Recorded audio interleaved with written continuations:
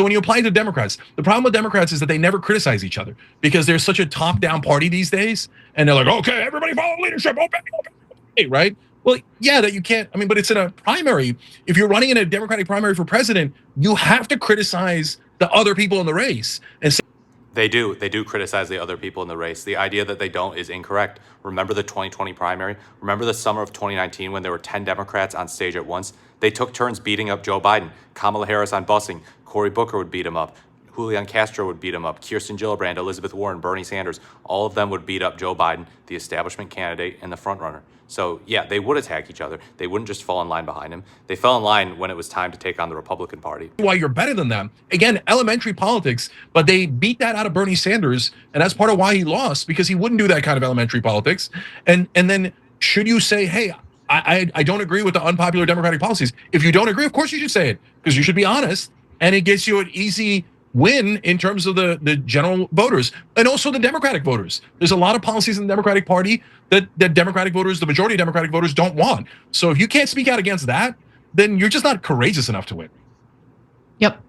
All right. And finally, David Sirota says the candidate should attack the Democratic Party and offer positions that outflank it.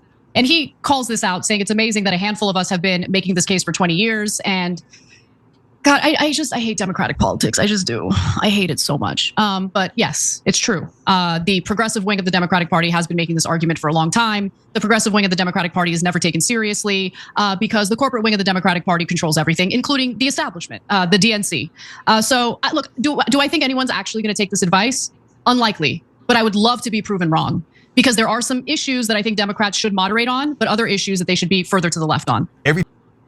Okay, yeah, so Anna Kasparian's giving her policy positions there. I think her prescription for what's wrong with the Democratic Party, even though it was very general, is kind of accurate, that they censor the progressives, that they stifle them, that they don't give them any room to breathe, that they're like, yeah, no, establishment candidates for the win, Joe Biden for the win. Obviously, we just have to take for granted that the anointed one is going to win, that the one that the establishment chooses is the most electable. I don't agree with the idea that, oh, Democrats need to moderate on some issues. I think that the Republicans have been getting away with being totally unmoderate for years now. So I think in most ways, Democrats should either remain the same or go further left, not be like, oh yeah, I'm really tough on crime. I'm tougher on crime than the Republicans. No, if the American people wanted Republican light, they would elect Republicans instead. So you have to be different. You have to be different on these issues. You have to give people a choice.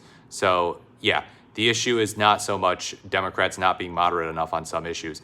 The issue is actually progressive critiques of the Democratic Party being stifled, and actually there not being enough of a primary, not enough of a choice.